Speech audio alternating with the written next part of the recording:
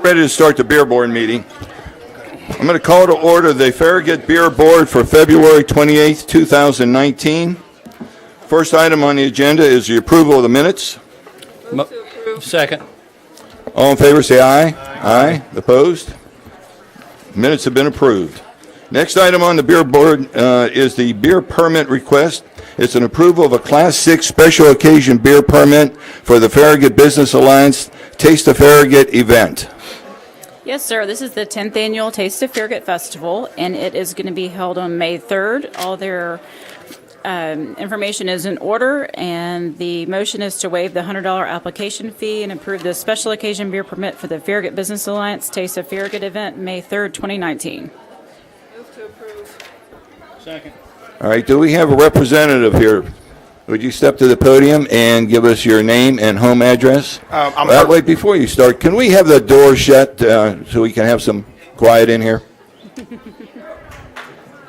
Either come on in or just shut the door and they can come in later.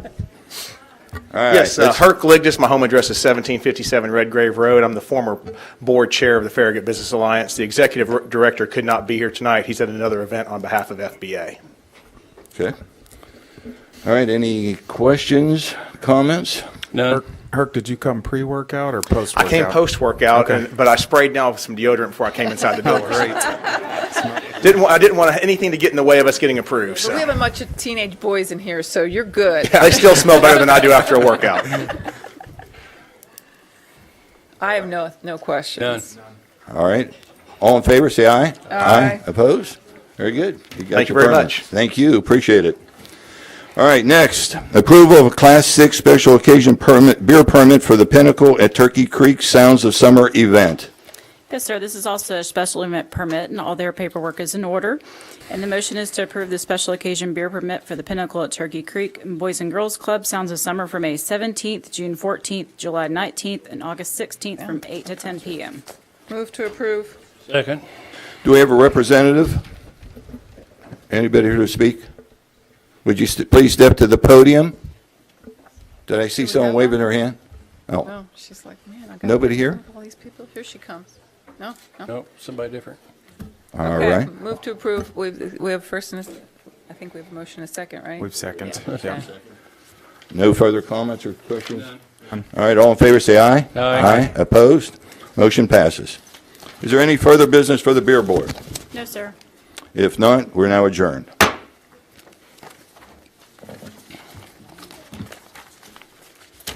We ready? 1 minute. Is everybody else coming in? Where's that? Okay, the time is approximately 7 p.m. and I'll call to order the February 28th, 2019 Farragut Board of Mayor and Alderman meeting. We will first have a prayer given by Sam. Is Sam here? Sam Midget, are you here? Okay, in lieu of Sam Midget, we'll have Jason Zachary, followed by the Pledge of Allegiance to our country's flag. Please pray with me. Father God, we love you. Thank you for loving us, Lord. Thank you for our community, Lord. I think just tonight's a testament to the community you bless us to live in, Lord. Thank you for just the hearts of the people in our community, Lord. Thank you for a community that rallies, a community that loves, Lord, about a community that's focused on you, Lord. So I just pray for your blessing over this evening. I just pray for Gage. I thank you for his courage. Thank you for how he is inspired, Lord. Just what he has displayed through what he has gone through, Lord. And just a testament, Lord. We look forward to seeing the plans that you have for him, Lord, and what his future holds, Lord, because we know it's great things, God. Thank you for loving us. Pray for a blessing over this time. In your name, amen. Amen. I pledge allegiance to the flag of the United States of America and to the republic for which it stands, one nation, under God, indivisible, with liberty and justice for all.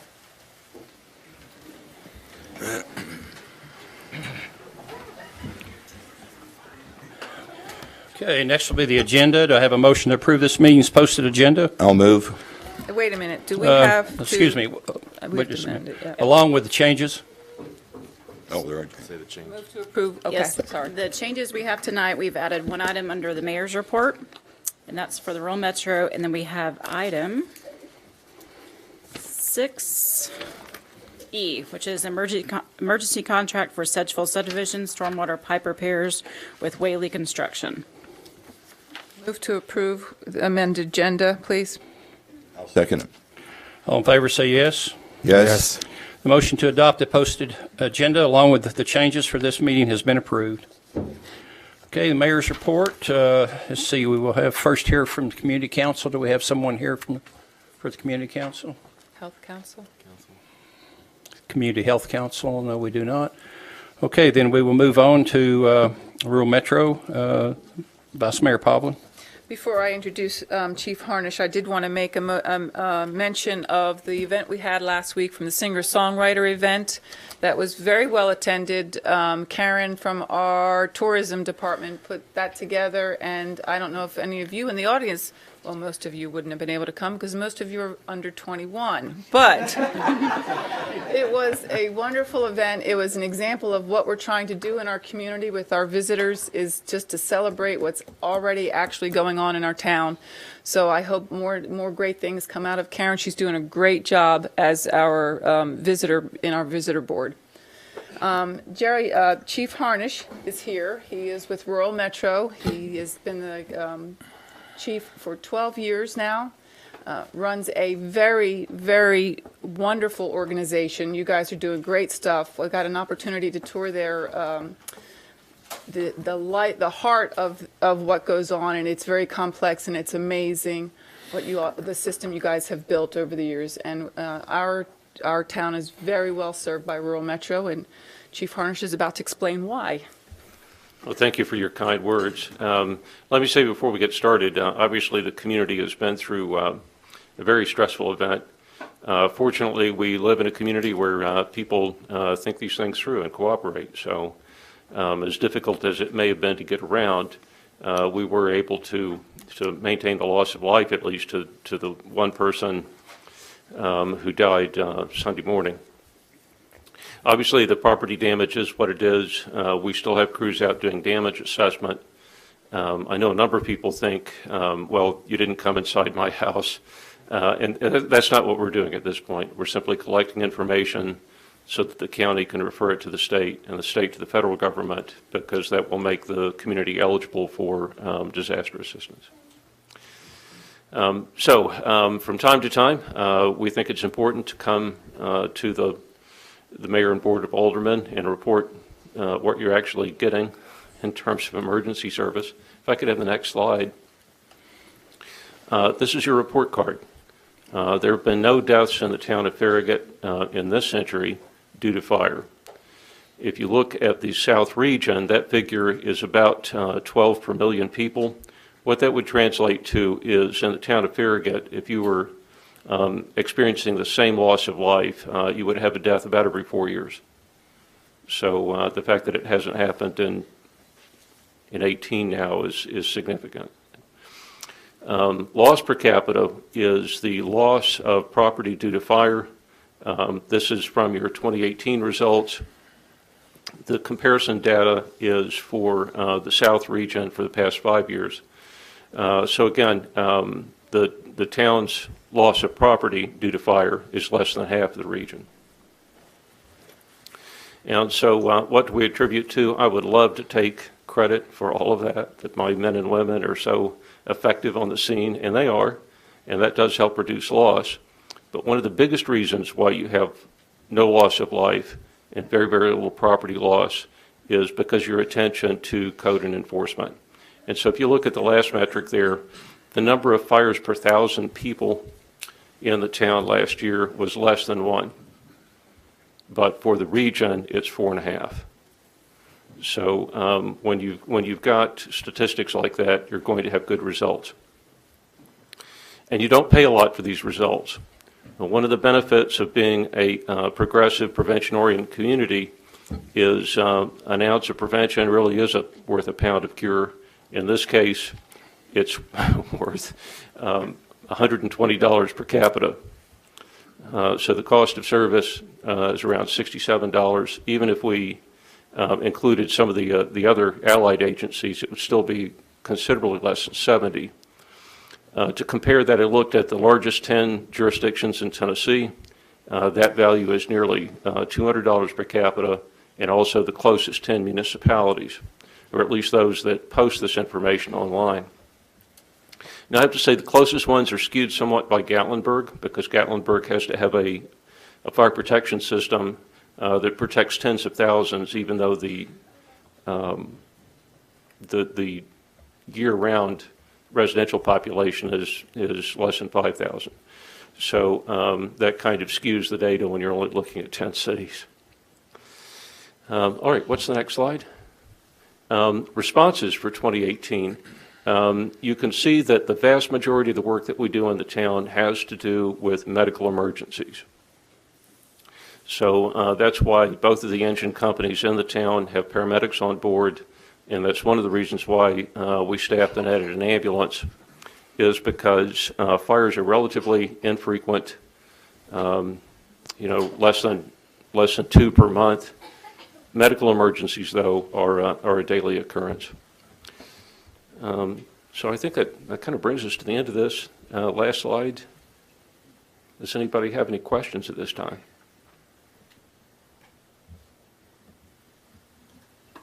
I don't have anything. All right, thank you very much. You live in a very safe city, and we're very happy to be a part. Thank you for what you We do. appreciate it. You.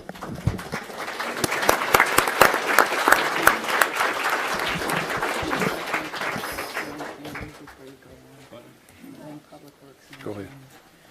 Do that.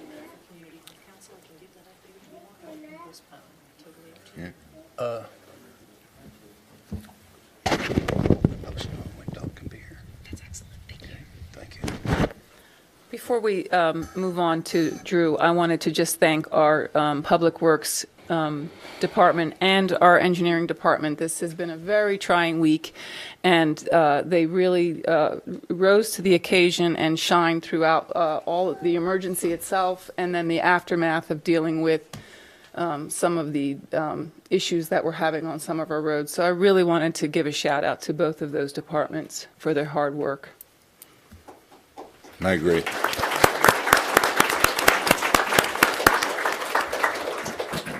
Okay, now I will recognize Alderman Burnett.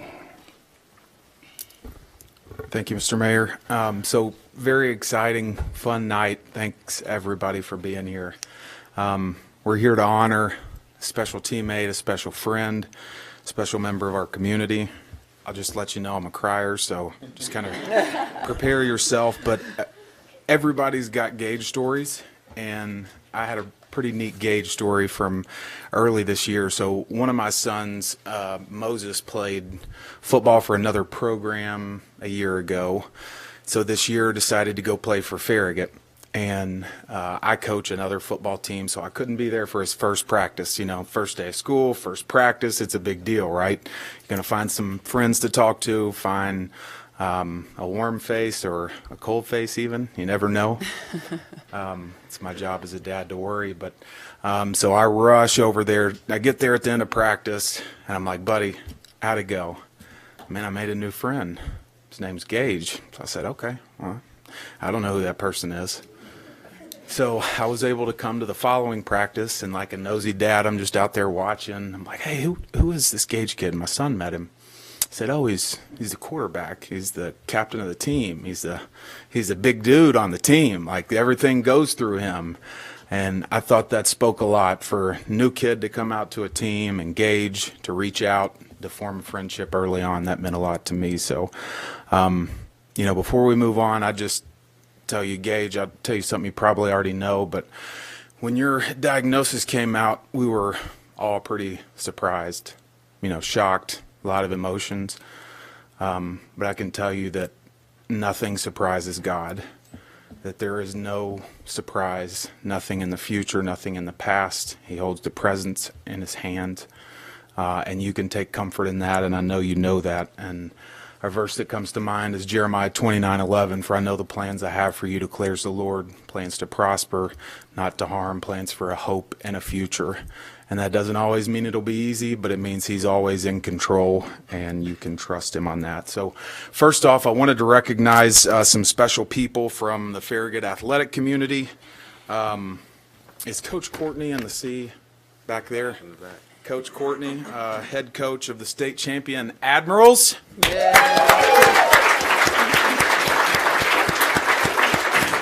We've got some youth football coaches of his team. Head coach Dustin Bolin, Chris Avens, Bill Patuski.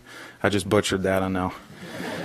Scott Kreider, I think I saw him in the back, Ryan Pohl, and the Farragut Youth Football Commissioner, Jason Martin. So thank you guys for being here.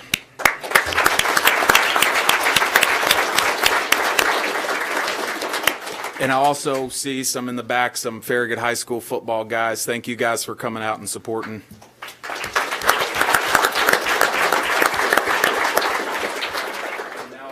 Our state representative, Jason Zachary, to the microphone. I know you're loud, but there's a camera.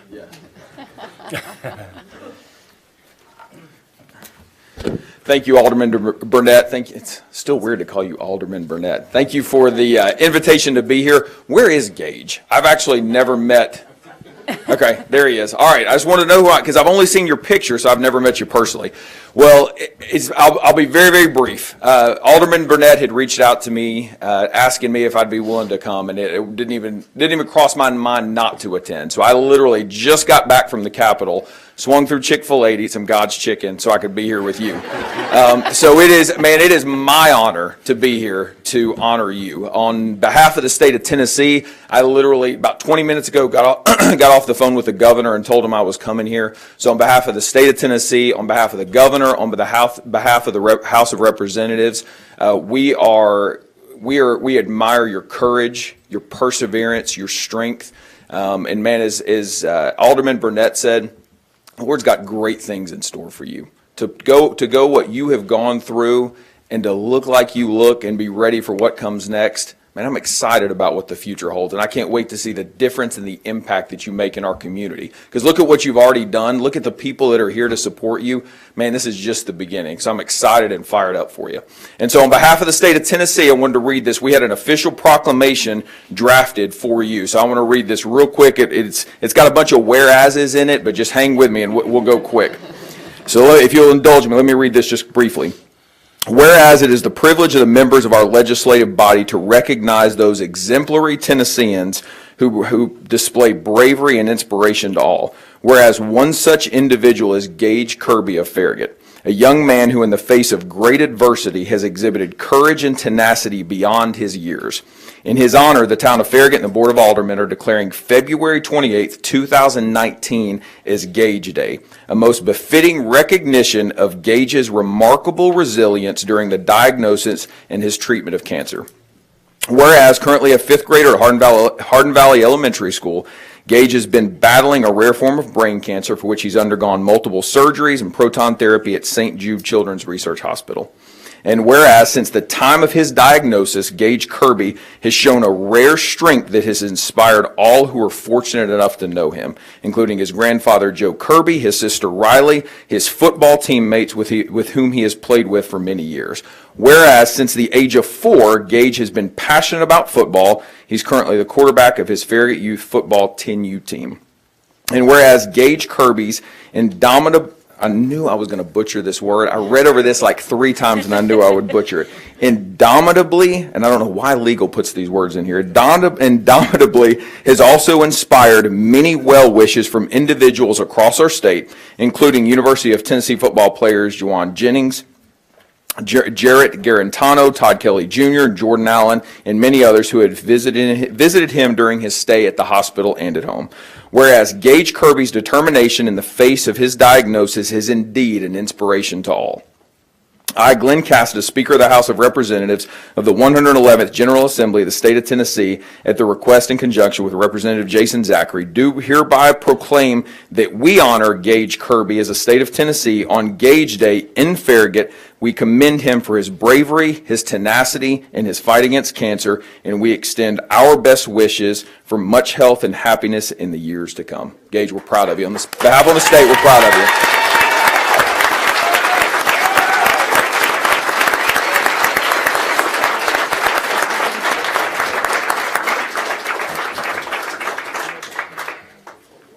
Representative Zachary. I'd now like to invite Jane Jolly up to the microphone. Hey, Jane. Jane is the Community Engagement Director for Mayor Glenn Jacobs.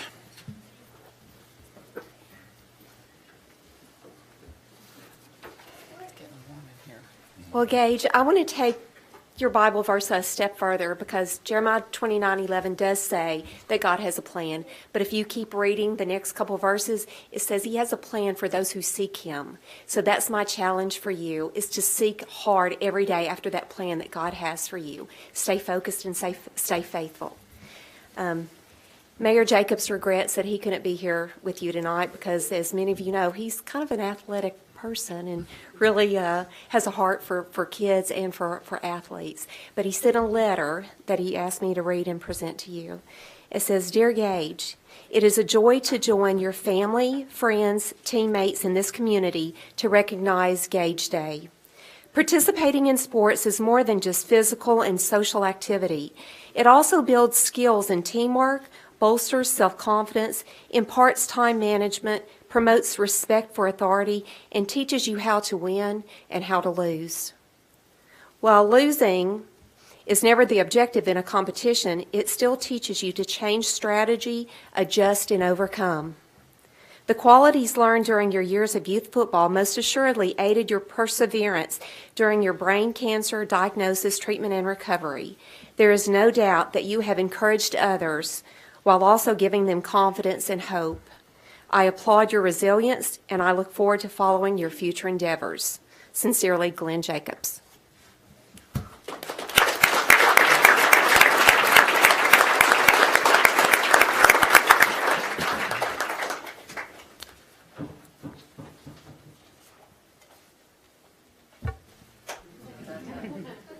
Thank you, Jay. Thank you, Mayor Glenn Jacobs, for writing that for us.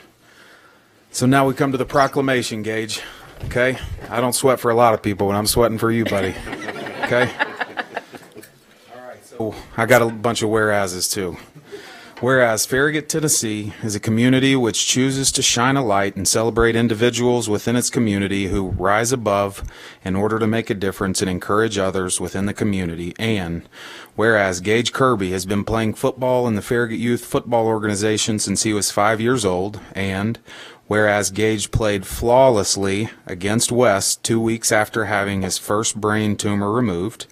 And whereas Gage is a pillar of strength for those around him due to his positive, "I'm going to beat this" attitude. And whereas Gage has been a source of motivation for his teammates, Farragut youth and high school football teams, the Farragut community, and players on the University of Tennessee football team. And whereas Gage has been shown the love and support from those within the Farragut Sports Organization and Farragut community. And whereas Gage's goal is to come back stronger from this adversity and turn his experience into an encouragement for others. Now, therefore, Ron Williams, Mayor of Farragut, Tennessee, do by proclaim February 28th and November 1st as Gage Day, and urge each individual in the community to take time on this day to not only rise above in his or her own life, but also to acknowledge all those who are inspirational in their efforts and commitment to make their organizations, families, community, country, or world a better place. Just so you know, so we've got February 28th as well as November 1st. So we wanted the November 1st date to be during a football time as well as even a basketball time so you can celebrate with your teammates. Okay, buddy? So now I'll invite Jason back up, and Jane, Coach Courtney, high school football players, coaches, kids to come down front as Mayor Williams is going to hand the proclamation over to Gage, and we would love to grab everybody in a picture. You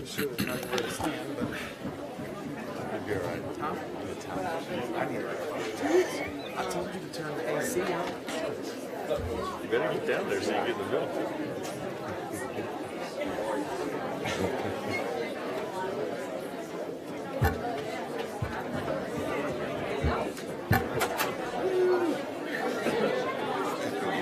That is neat. This is the biggest crowd we've ever had by far.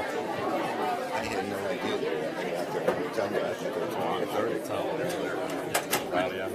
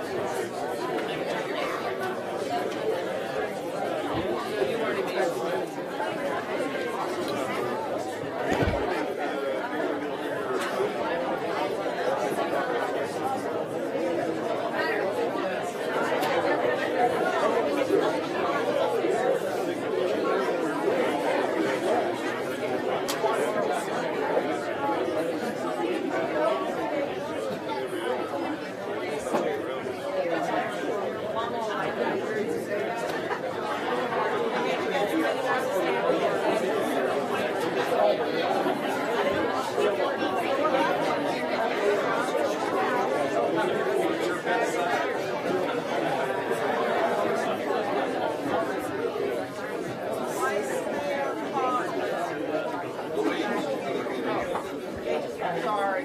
Well, they're going to see me in the picture.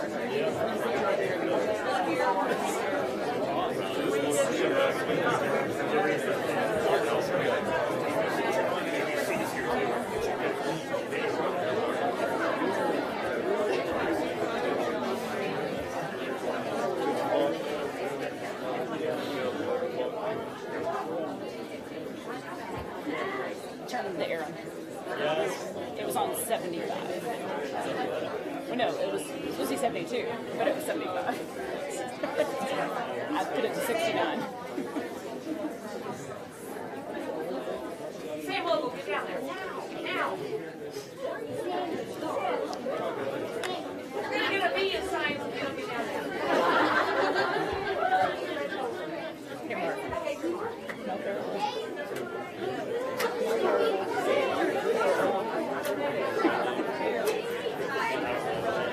It's funny. Smells like my house. Okay, got 5 more seconds.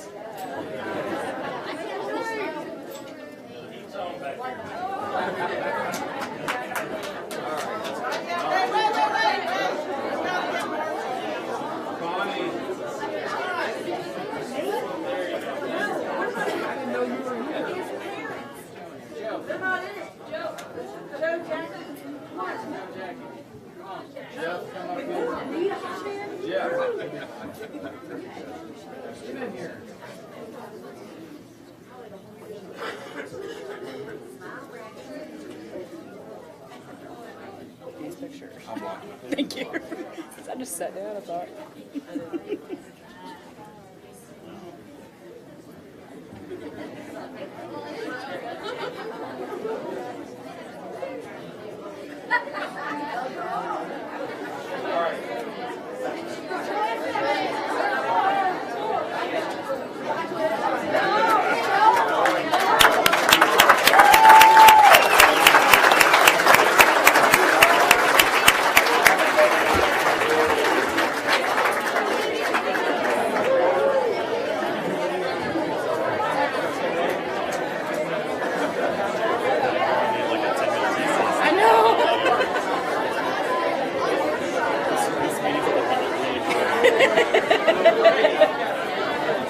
Yeah, this is about to get super boring and quiet.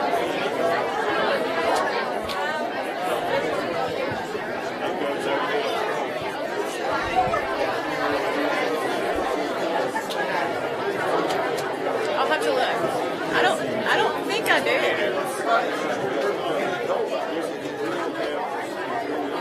Yeah. Okay.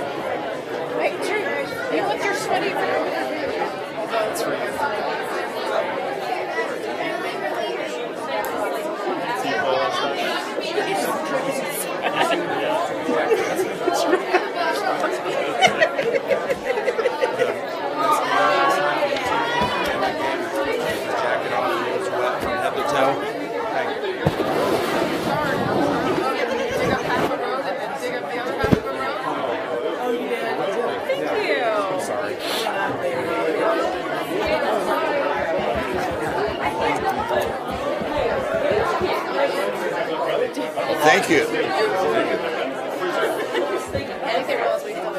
Thank you. This wasn't just the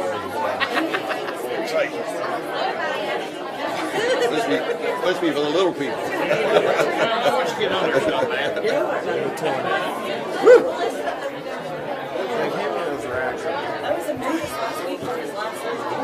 I saw the pictures. Because I was worried. I'll get him some better.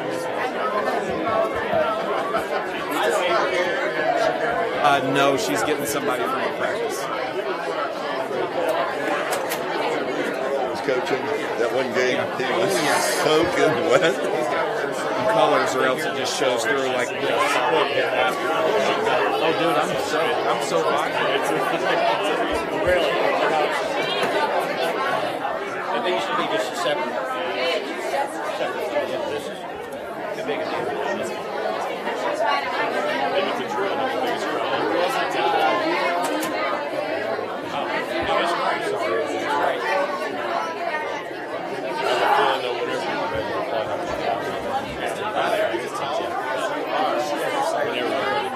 I thought they were all here. He just needs to do his gathering.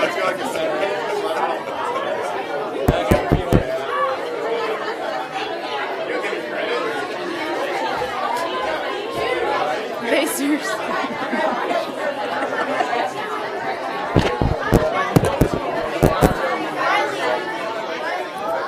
It's like a party in the boardroom. Anyone who turns on their TV right now is like, he's getting real. What's going on? Oh, okay, Gina, good to see you. Oh, I didn't know that. Hey, I got a question for you. According to my son, they were just found out that Farragut kids aren't allowed to go to Byington at all anymore. Have you heard anything about that? Okay. I will be pushing. He's going to be a senior next year. Yeah. They do. He does now. Awesome.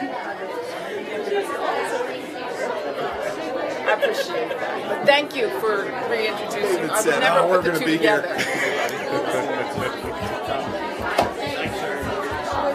Yeah, I haven't gotten any word on that because I just got slammed. It's still in the hopper. I'm still working on it. It was nice. Thank you. Good to see you. All right. I'm gonna ask them to. Is that from you?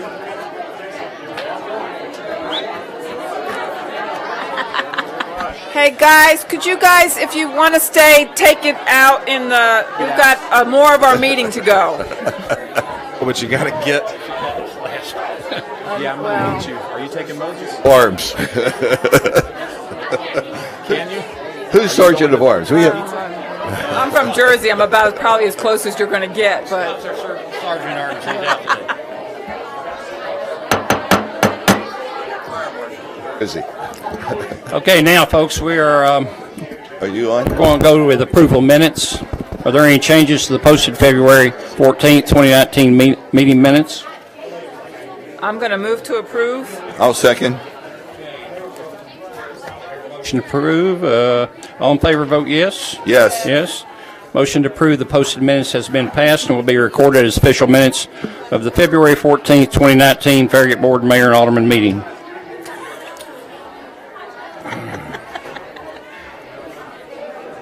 Okay. We're getting there.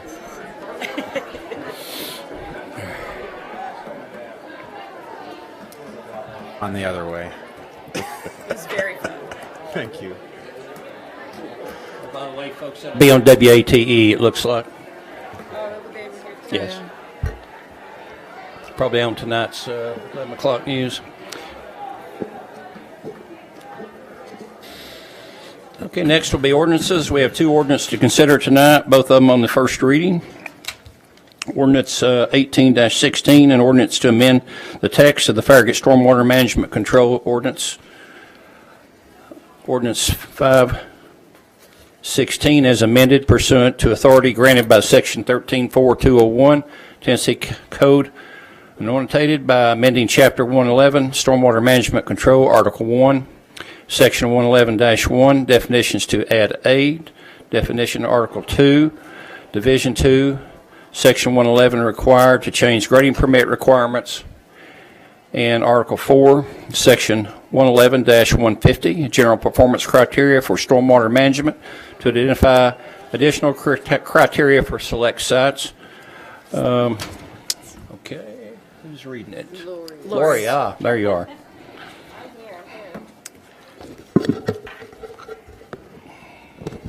Yes, I've been hiding in the back for a little bit. Okay. Good evening, everybody. So these ordinance revisions, at least part of them, were prompted by an audit that the stormwater program underwent by the Tennessee Department of Environment and Conservation back in July of 2018. And the TDEC requested that we make some revisions to the stormwater ordinance, including defining priority sites or priority construction activities, as well as including a requirement for land disturbance activities of greater than or equal to 1 acre or less than an acre if they're part of a common plan of development, such as a subdivision. And then additionally, a recent site compliance issue revealed that we could use some clarification regarding our authority to recover damages and costs that may be incurred by the town in order to gain compliance of certain sites. So the first section that's being modified or proposed to be modified is Section 111-1, which is definitions, and that is where the definition priority construction activities has been added. And this definition matches the definition provided by TDEC in the construction general permit, essentially stating that a priority site is one that would drain, that could be located adjacent to or directly upstream from waters of the state. So a stream that the state identifies as them having jurisdiction over.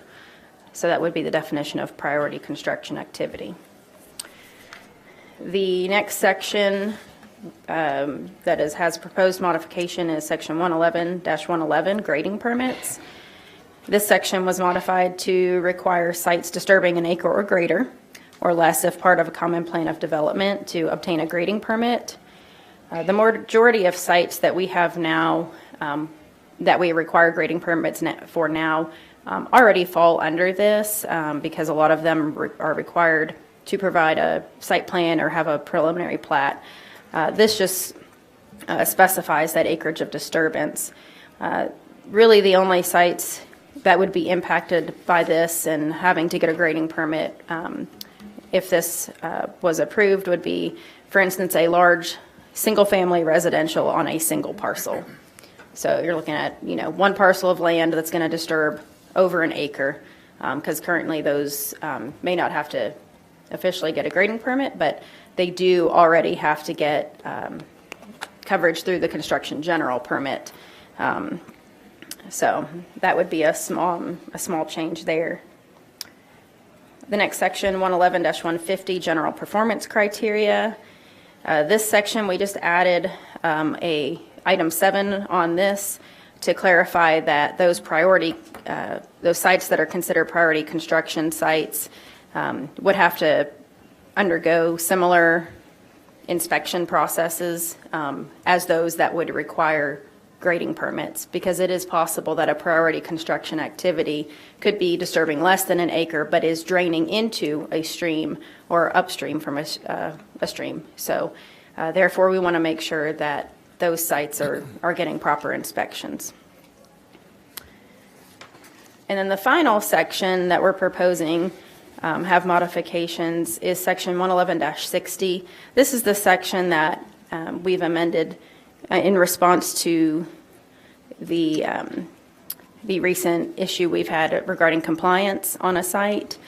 So this section, we've just added some language that clarifies the town's authority to order corrective action be conducted by the town or its contractor, and for us to be able to charge the cost of that action to the responsible party, and then further clarifies that the town can obtain a judgment lien or satisfy such lien through judicial foreclosure proceedings, should those fees go unpaid.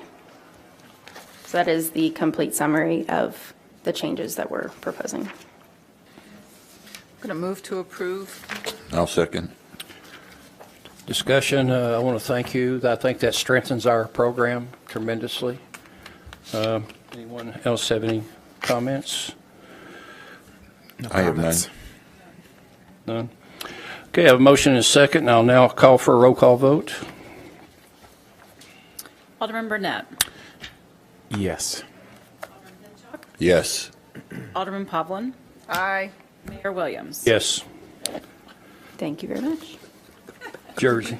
Let the record show that the ordinance 1816 has been approved on the first reading. And next will be ordinance 19-04, an ordinance to amend the town of Farragut zoning map to change the zoning on a portion of 005 tax map 151 located in 501 North Watt Road from agriculture to neighborhood convenience. It's 5.2 acres, which is 3/4 of that of the properties in the town, the remainder in Knox County. Richard and Kathleen Cox is the applicant. All right, this rezoning request involves the last tract on North Watt Road as you're going north out of the town on the west side of Watt Road. This one is mostly in the town, but a portion of the property, and this is actually a recent survey of the property, on the right is the portion that's in the town, and then that sliver on the left is actually in Knox County, and there's an existing house, as you can see, that's in the Knox County portion of the property.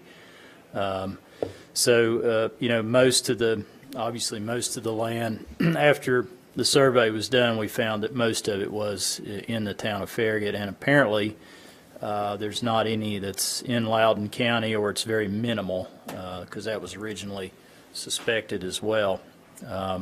So we did ask them to do a survey, and to the best of the ability of the surveyor to try to recreate where that jurisdiction line would be with the town and the unincorporated area, and that's what you have there on the screen.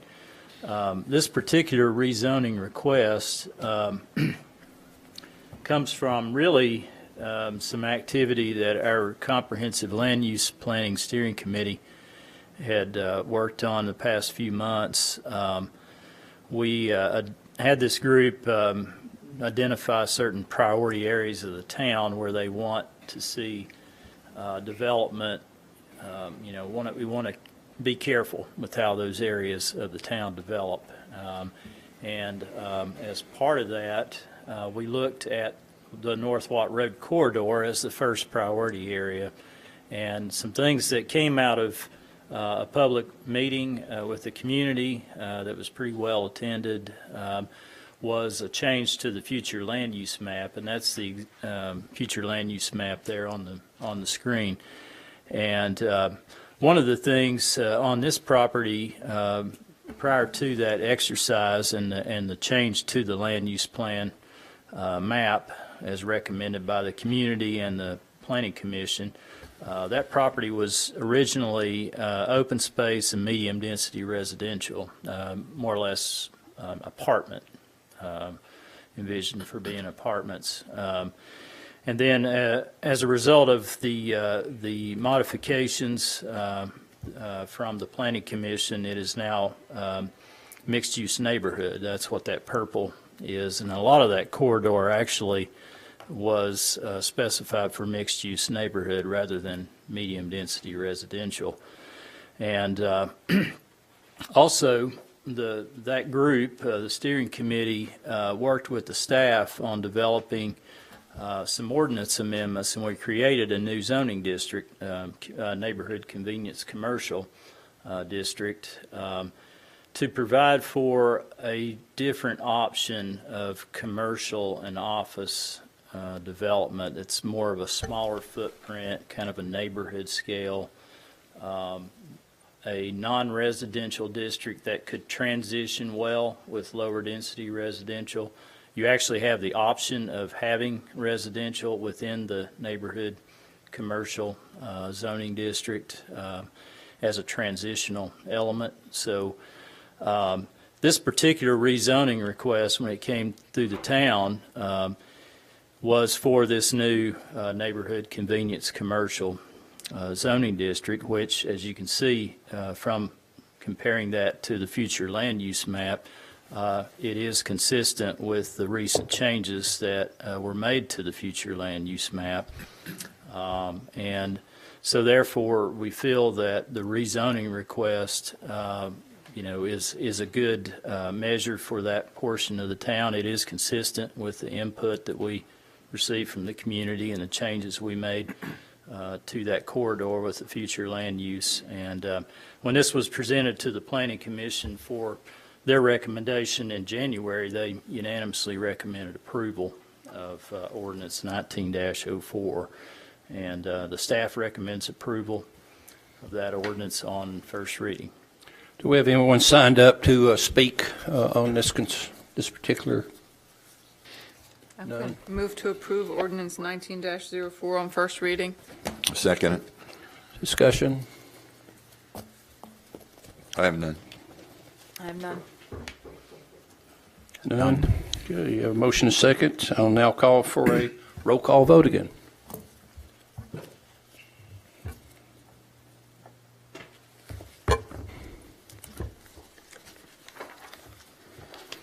Alderman Pinchuk. Aye. Alderman Povlin. Aye. Alderman Burnett. Aye.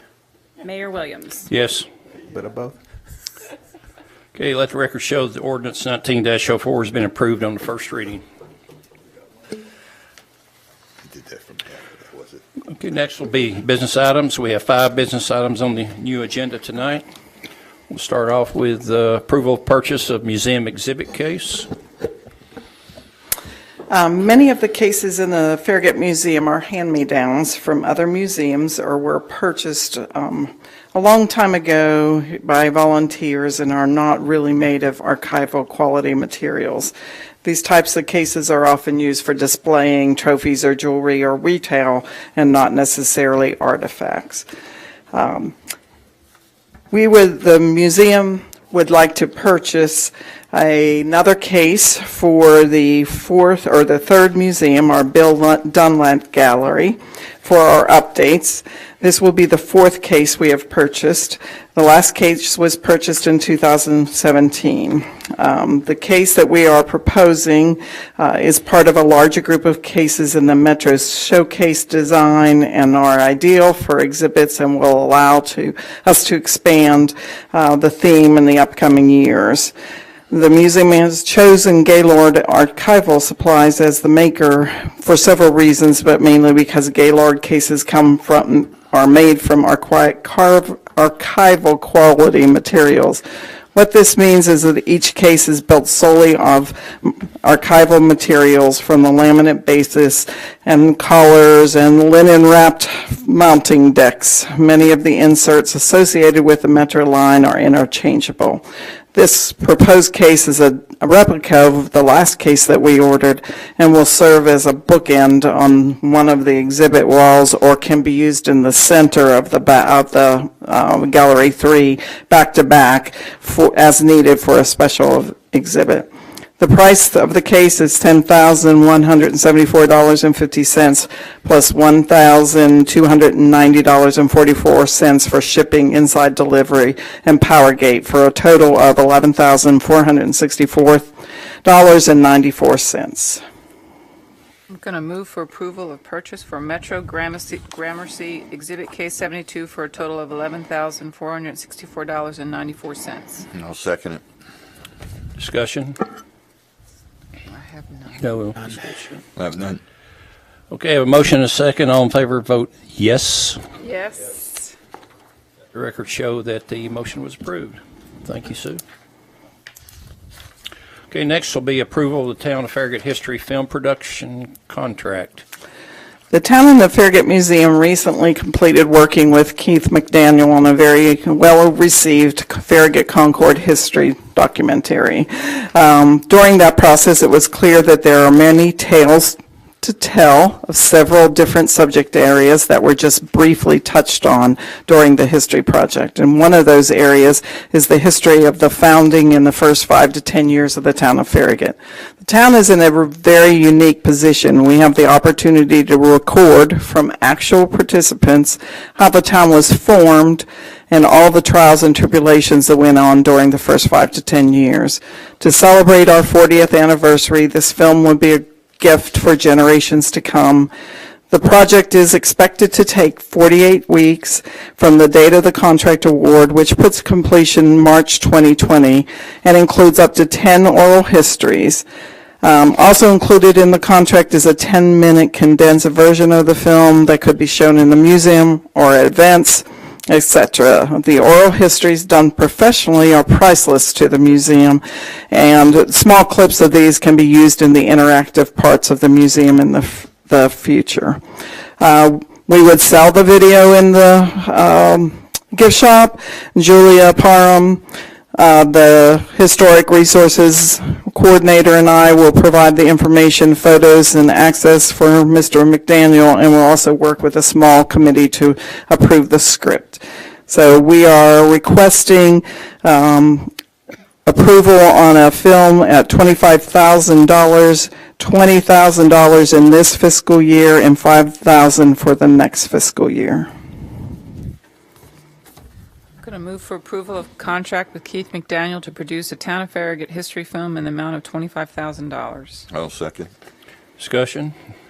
Sue, what happened with, when he did the first film, he took a lot of extra footage. Yes, Is that ours? it is ours. Okay. It's wonderful, and we will use it. And some of that will be used for this film, and because of that, we got the 10-minute film as a bonus.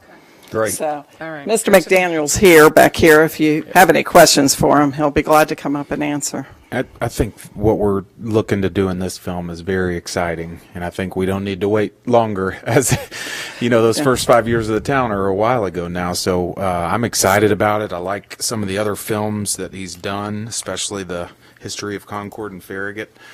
So very excited. I think it's very good.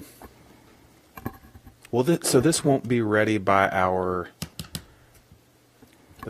birthday? Yeah. 40th birthday? Our 40th birthday is January 16th, 2020, but your first elected body, or the elected body was first elected on April 1st, so it will be ready for that. Timing. Yes. So maybe we'll have a celebration with some past members of the board and mayor and aldermen, or whatever you all choose to do. It is, like we said, it's very unique. You just don't usually get a chance to tell the story of a founding of a town. It wasn't easy. We've all heard it. The book is awesome, and it's unusual. And for $25,000 to capture that, it's amazing. Okay, anything else? I don't have anything. Well, it looks like we have a motion and a second. All in favor, vote yes. Yes. Yes. Let the record show the motion was approved. Okay, next will be approval of appointment to the museum committee. Sir, we have one opening on the museum committee, and that term will expire in June of 2019. Annie Judkins has applied for that committee, and the motion's approve her appointment to the museum committee, with the position expiring June 2019. Move to approve, to appoint Annie Judkins to the Farragut Museum Committee. Second it. Okay.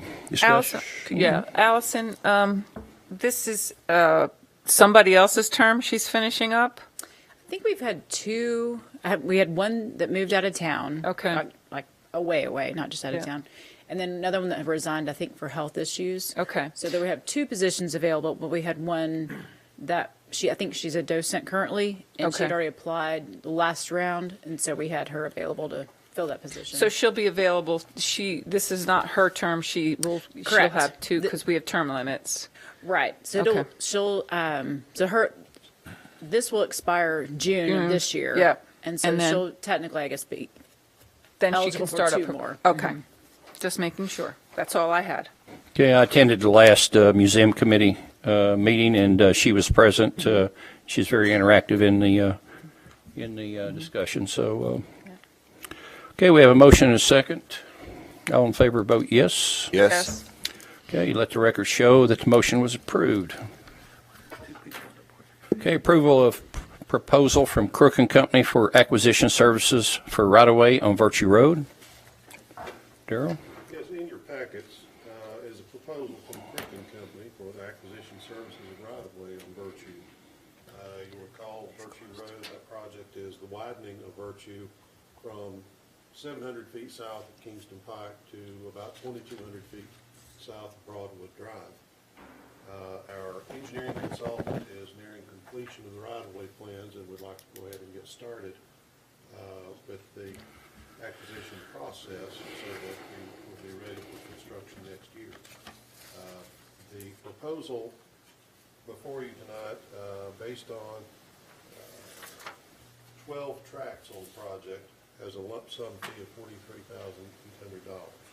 Staff recommends approval. I move for approval of proposal from Crook and Company for acquisition services at Virtue Road for $43,800. Second. Second. Okay, discussion. Darrell, I have a question, just because sometimes it's confusing, the process we go through to get a road from design through acquisition. Did we send this out for bid? Do we put up an RFQ, RFP, whatever it is, and then? We did an RFQ. Okay. RFQ for because it's professional services. Yeah. So we go through that selection process. So, and at what time do you decide, you put this in? Once you have an approved road design, or? Well, as we're completing the right-of-way plans, it's good to go ahead and get someone on board. Okay. So are we done the right-of-way plans? They're almost complete. Okay, all right. I have a question. The lump sum fee is $43,800.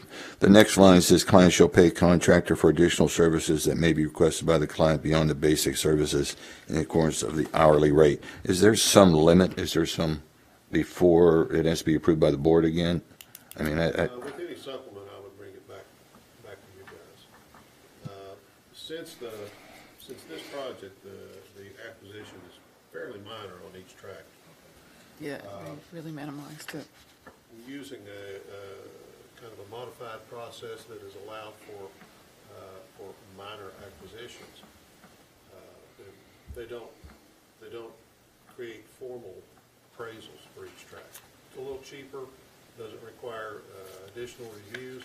However, if we have to go to condemnation to obtain right-of-way, then that will require a formal appraisal and review. You don't foresee that? Don't foresee that. Okay. I think, like I said, the acquisition is pretty minor on everybody. Okay. Good. They worked very hard to work within that limited space and work with the homeowners and the planning commission. It went through a few design renditions before we got to where we got to. I think you guys did a great job. Really very happy with how it turned out. Yeah, this one here is definitely a good example of how things work in our town. So, any other discussion? I have none. None. Motion is second. All in favor, vote yes. Yes. Let the record show that the motion was approved. Okay, next will be approval of Mercy contract for Sedgefield subdivision stormwater pipe repairs with Whaley Construction LLC. Mayor, let me get this started tonight. Our normal process of approving a contract for any kind of construction process is to go through a bid process. You design it, you engineer it, you bid it out, and you get those bids back. On Monday of this week, based on the stormwater event that we had on Saturday, we got a call first thing early in the morning from a resident that the road out by the Sedgefield subdivision off Fleener Road had failed. And so as our engineering team with Matt and Greg and Scott and Darrell and everybody went out to review the site, we realized very quickly that that road needed to be repaired as quickly as possible because we could not continue to have traffic over this section of the road based on the stormwater system that had been compromised underneath. So with that, we have contacted a local firm to look at doing the repairs. And I'm going to turn things over to our town engineer, Daryl Smith, so he can go over the scope of the project and what all is going to be done to try to fix this as quickly as possible. I think David has already said everything I was going to say.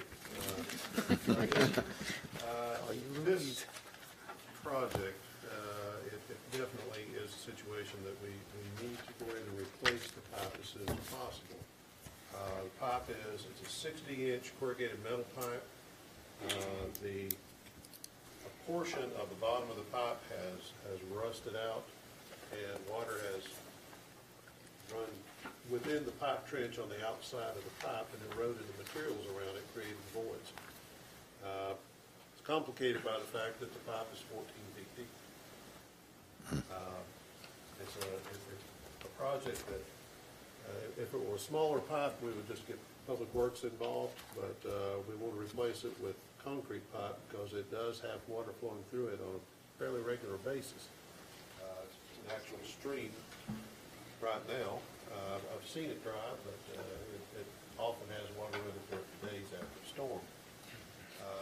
Pipe is, like I said, 60-inch pipe. It's 175 feet long and up to 14 feet deep. So when you contract with a large enough contractor, they would have all of the equipment and manpower that they would need to handle it properly. They'll be working in trench boxes because of the depth. One of the biggest problems is there's an awful lot of utilities over this pipe, so that compounds it dramatically. Since we don't know everything that they're going to run into, it's impossible to know exactly how much time it's going to take or how much materials to get a proper estimate. So this contract that we have tonight, it's a time and materials type contract. They've proposed hourly rates for their workers as well as all the equipment. That's included in the back of that. I think it's attachment B. I would warn you, this is a venue of equipment that they could use if necessary out there. That doesn't mean that they're going to have everything that's listed on this. Staff will maintain a presence throughout the work. We'll monitor all of the time spent. They'll provide us with a breakdown at the end of every day. We'll keep up with it. We feel like this is probably the best way to contract this so that it's fair to both parties. So with all that said, staff recommends approval. I'm going to move for approval of agreement with Whaley Construction LLC for repairs to storm drain at Maple Tree Drive. I'll second it. Okay, discussion. I went out there myself and looked at it. Darryl, how long ago was this pipe put in? It was put in 1987. Okay. 32 years old. Corrugated metal pipe does not last forever. This is a fairly short lifespan for that type of pipe. But like I said, it's not like so many of our storm drains that only have water in them when it's raining. Anytime there is water in that stream, it's running through this pipe, so it's a pretty constant flow. Okay. Anybody else? Yeah, Darryl, you mentioned that there's many utilities involved. Does that also mean for time period the residents will be out of electricity, cable, whatever else is running? We've already met with all the utilities involved, and it's my understanding that everyone is ready to. Matt, I think you said that First Utility will be out there tomorrow. Is that correct? Correct. All the utilities have been coordinated. First Utility is doing the work with the water lines tomorrow. They notified residents individually, and the town notified all residents. There's 2 houses that will lose water for about 4 to 6 hours tomorrow. LCUV is also deploying tomorrow to relocate power. One of the homes will have to be on a temporary power line because there's live lines directly with the pipe that will have to be relocated. All that is coordinated to be completed and finished by Monday. The contractor will mobilize on Monday morning. Okay, and I know that the HOA president is one of the property owners that's directly impacted, so obviously he'll be able to keep the neighborhood informed if there's any issues or changes or, and so you guys are, I know you're in direct contact with him, but I had reached out to him just to make sure that if there was any issues, to keep me in the loop, but I'm figuring you guys have been in touch and he knows what's going on. We personally met with each property owner in the affected area. They all have my and Daryl's contact information. They've been provided a schedule, and we also went ahead and got temporary construction easement agreements from everybody in the area. Okay. Including the HOA across the street where we will be stockpiling and excavating a small portion of the pipe. Okay, thank you. Daryl, do we have any other areas in town that you know of that kind of mimic this layout? So the same type of metal used, constant water flowing through it, 25 to 35 years old, that we could proactively do something with to avoid this? Or do you think this was more of a freak rain situation that really exposed? Kind of a mixed bag. I think Bud can probably speak to that better than anybody. Bud, is it about 9 locations where we have corrugated metal pipe that they're keeping an eye on? Okay. They made several repairs to existing pipes where the whole bottom of the pipe is rusted out. This one is one that It's buried what? How deep is it? 14 feet deep. 14 feet deep. And it's not a steady, I think it's just a wet water, is it a wet water conveyance or a stream? I'm not sure. Sure looks like a stream. Mark has already left. I've seen it dry, Okay. but typically after a rain, it will flow for a while. I mean, there's still a very good flow running through it now. I think the photographs, I saw a couple of those showing water that's running through it now. And the pipe size is sufficient size for the kind of flow that it sees? Okay. Assume it's not caved in. Yeah, exactly. Okay, anything else?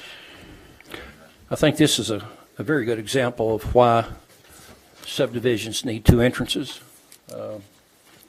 They have entrance on Watt Road. This, of course, is blocked, and they'll still be able to get in and out of their subdivision, so we're very lucky with that. Tonight, I'll have one more question, because we don't have an amount on this, obviously, and it's an emergency situation, so it's hard to assess that. You guys, or one of you will be on site and keeping track of everything. Are you going to square up at the end of the day with them, or is this something at the end of this project you'll have your assessment of what you saw, and then you'll get the bill and kind of? We'll be communicating with them throughout. Okay. But we'll reconcile things on a daily basis. Okay. Great. Anything else? Okay, I have a motion and a second. All in favor, vote yes. Yes. Yes. Let the record show the motion has been approved. Okay, next will be citizens forum. Do we have anyone signed up? No, sir. No one signed up. Okay, town administrator's report. Mayor, I would like to just talk a little bit about our response to the storm on Saturday. We were very fortunate that we did not have many properties damaged in the Farragut area. In fact, first thing Saturday morning, I got a call from our Public Works Director, Mr. McKelvey, who told me they were already out and had been getting calls from the Emergency Management Agency that they had some areas that we needed to look at and quickly assess the situation. Bud and his crew, we had him, Chris Brown, Jeff Williams, Cameron McGee, Brian Shipley, and Dale Owens spent all day Saturday, and many of those spent half the day Sunday going out assessing the areas to make sure that we were keeping people safe, or trying to keep people safe by staying out of areas that had been flooded. I know we had several roads around town that were inundated with water that we did have to shut down for short periods of time. I know the interstate interchange was probably the longest, along with Outlet Drive, that was shut down for about a day and a half. But through all that, we were able to minimize, damage, hopefully to vehicles and property by keeping them out of the area. But I did want to say thank you to them, and I also want to say thank you to Wendy Smith, our public relations coordinator, as she was stepping up to try to get the word out to everybody on social media about the things that were going on as quickly as we could give them to her. So I really appreciate all the staff's work on that, and certainly I know our engineering staff has spent a lot of time assessing things over the last few days and trying to see what is going on in town, and the stormwater pipe that we just discussed. That's one thing that we're going to be working with KEMA and TEMA to see if we can't get reimbursed somewhat for that project. So anyway, this is all great news, but we did have a great many things to report on that. Throughout Knox County, y'all may have seen this, there was 574 locations that actually reported damage. Of that, 357 were actually affected, 104 had minor damage, 77 had major damage, and 21 were destroyed altogether. Wow. And I think, and certainly in Farragut, we were very fortunate, even though we got over 5 inches of rain, that we were able to minimize that damage to probably a handful of properties. So anyway, that is all I have to report tonight, unless there's any questions the board may have.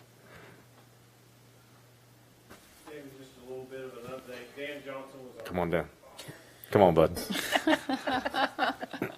It's sitting too long anyway.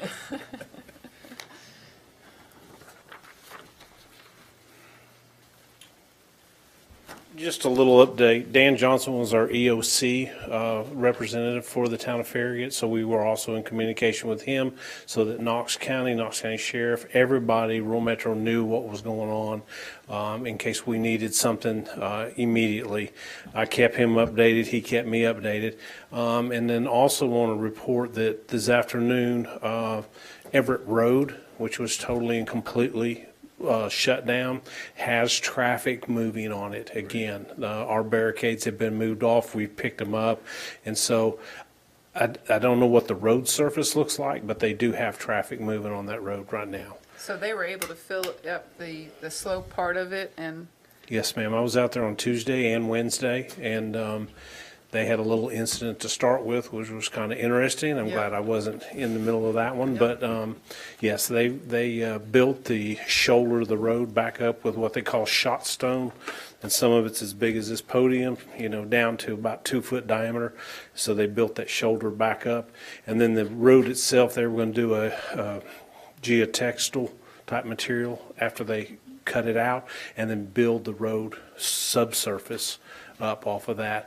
They did run into, and this is what happened to the track code, they did run into 2 springs, because when I first saw it, I saw water coming out up from underneath the road, and they had found 2 springs in there that they identified, and so they traced those out to get them, give them some place to flow so they didn't back up and cause more problems. So is those springs coming from the west or the east? Or? It is coming from the west under the road and going into that hole that's on the kind of the northeast side of the road. Right. Okay. Just curious there. Okay. Thank you, bud. Thanks, bud. Okay. No Tom Hales, so we won't have town attorney's report tonight. Any other board items from anyone else? Well, we have our father-daughter dance this Saturday. We do, yes. Yes. Saturday, I forgot. My daughter would be very upset with me if I forgot to mention this. From 7 to 9 at Farragut High School, we've got the Shamrock Ball. Sue and her crew do a great job of putting that together, and all the dads and all the daughters have a good time going out there as well. So, and if they haven't gotten tickets yet, they can get them tomorrow at Town Hall or at the door. Yes, $20, I think, if you come to Town Hall, and $25 or $30 at the door. And we asked I don't that the remember press. I think it's through noon tomorrow, though. Through noon, okay. And we asked the press to be there and get plenty of pictures of this guy. Of him It would be dancing. better. The program's at the door, so. Excellent. Okay, well, I guess That's time is approximately 8:15 p.m. and the February 28th, 2019 Farragut Board of Mayor and Aldermen is now adjourned.